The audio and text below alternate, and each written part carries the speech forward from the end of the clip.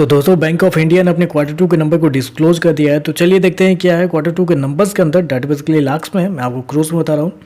तो देखिए पिछले क्वार्टर की बात करें तो पिछले क्वार्टर में कंपनी का टोटल इनकम 18,240 करोड़ के आसपास, पिछले साल देखें तो 16,659 करोड़, जबकि अभी देखें तो बढ़ के 19,872 करोड़ को जाता हुआ देखने को मिला। तो साल से साल देखें तो साल से साल कंपनी का जो टोटल इनकम है उसके अंदर एक अच्छी खासी तेजी आपको देखने को मिली। लगभग बोल सकते हैं 20% के आसपास का जंप है कंपनी के टोटल इनकम के अंदर।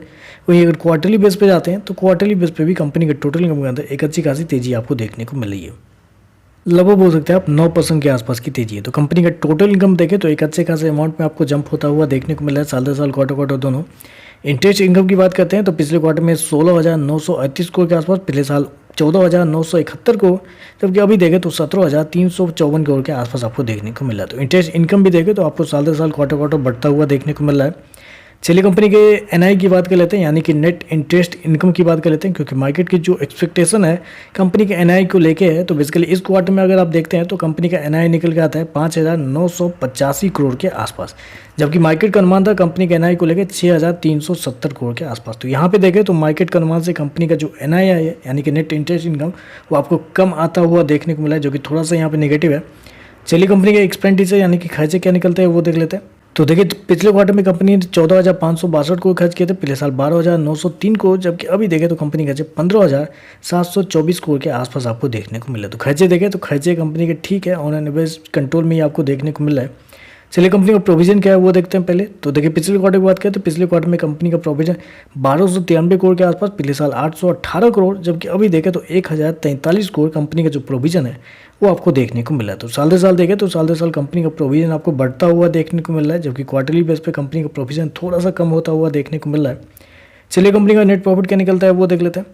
तो देखिए पिछले क्वार्टर में कंपनी 1,702 करोड़ के प्रॉफिट में थी, पिछले साल 1,458 करोड़, जबकि अभी देखें तो कंपनी का प्रॉफिट 2,373 करोड़ आपको देखने को मिल रहा है। तो साल दर साल देखें तो साल दर साल कंपनी के प्रॉफिट के अंदर एक अच्छी खासी तेजी आपको देखने को मिल रही है। लगभग बोल सकते हैं 60 से 65% के आसपास का जंप आपको देखने को मिल रहा है साल दर साल कंपनी के प्रॉफिट के अंदर।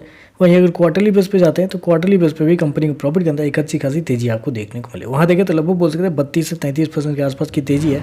तो इतना बड़ा कंपनी का प्रॉफिट कैसे हो गया, ये भी आपके क्वेश्चन आना चाहिए। तो देखिए इस क्वार्टर में क्या हुआ है, कंपनी को टैक्स जो है ना, पिछले साल कंपनी को टैक्स बहुत ज़्यादा लगे थे।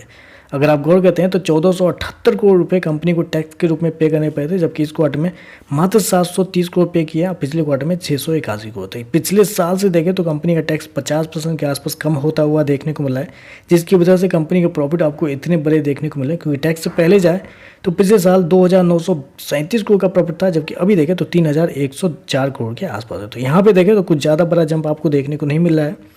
नेट प्रॉफिट अगर देखा जाए तो कंपनी का इस क्वार्टर में 2,373 करोड़ के आसपास का प्रॉफिट, जबकि मार्केट का अनुमान था लगभग 1,872 करोड़ के आसपास। तो यहाँ पे देखें तो मार्केट के अनुमान से कंपनी का प्रॉफिट बेहतर आपको देखने को मिल रहा है। चलिए कंपनी के ईपीएस एनपीए क्या है वो देख लेते हैं। तो ईपीएस देखें तो पिछले साल 3.55 था, अभी देखें तो बढ़ के 5 रुपये 21 पैसे के आसपास देखने को मिला है। ग्रॉस एनपीए देखें तो 5.84 से गिर के 4.41 के आसपास आता हुआ देखने को मिला है, जबकि नेट एनपीए देखें तो नेट एनपीए 1.54 से गिर के 0.94 आता हुआ देखने को मिला है। तो ग्रॉस एनपीए नेट एनपीए आपको सही देखने को मिल रहा है। तो ओवरऑल अगर नंबर को मैं समराइज करूँ तो थोड़े से मिक्स नंबर आपको कह सकते हैं, क्योंकि देखिए अभी भी जितना मार्केट का अनुमान था कंपनी के एनआई को लेके उससे कमजोर कंपनी के एनआईआई आपको आता हुआ देखने को मिला है। प्रॉफिट हालांकि मार्केट के एस्टिमेट से बेहतर है, प्रोविजन देखें तो साल दर साल बढ़ता हुआ देखने को मिला है, और एनपीए देखें तो आपको संभलता हुआ देखने को मिला है। तो थोड़े से मिक्स टाइप के नंबर है, बाकी देखते हैं मार्केट कैसे एक्शन आपको देखने को मिलता है। आज के लिए बस इतना है। वीडियो पसंद आए तो लाइक कीजिएगा, साथ में साथ चैनल को सब्सक्राइब जरूर कीजिएगा। धन्यवाद।